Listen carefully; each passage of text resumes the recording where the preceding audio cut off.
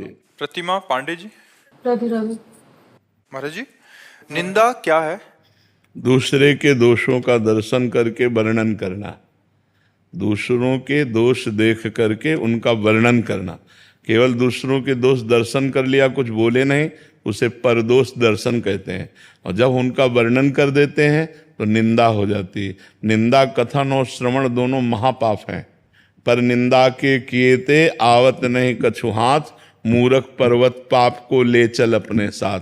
भक्तन निंदा अति बुरी भूल करे जिन कोय, के सुकृत बहु जन्म के क्षण में डारे खोए। बहुत जन्मों के पुण्य एक क्षण में नष्ट हो जाते हैं जब कोई संत भक्तों की निंदा करता है। और जब दूसरों की निंदा करता है तो पाप की पोटरी लेकर नरक जाता है, कोई लाभ तो मिलता नहीं।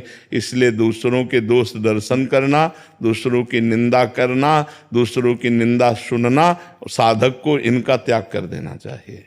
गुरुजी, अगर मेरे साथ किसी ने बुरा किया और मैंने वो बात 4 लोगों से कही कि इसने मेरे से बुरा किया, तो ये निंदा में आएगा या नहीं आएगा?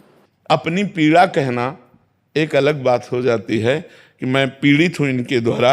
अब भगवान इनका स्वभाव ऐसे बनाए हैं या इनका क्या लीला है, पर इनके द्वारा उनके दोष वर्णन नहीं किए, पर हम अपनी पीड़ा कह दी, वो एक अलग बात हो गई। और किसी के दोषों का वर्णन करना वो एक अलग बात हो गई।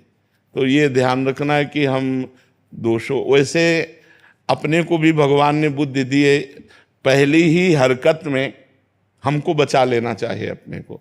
जैसे हम जानते हैं कि ये आदमी, अगर हम बातचीत करेंगे तो ये प्रतिकूल व्यवहार करेगा, तो हमको तुरंत उससे दूर हो जाना चाहिए, जिससे हमें ना निंदा करनी पड़े और ना विरोध करना पड़े। यदि वो अपना कोई परिवार का जन है, कोई निजी संबंधी है, तो हमको उदासीन होना चाहिए। उदासीन मतलब होता है न शत्रुता न मित्रता। अगर वो हमसे बात कर रहा है तो उत्तर दे दिया, नहीं बात कर रहा तो हम नहीं बोल रहे हैं।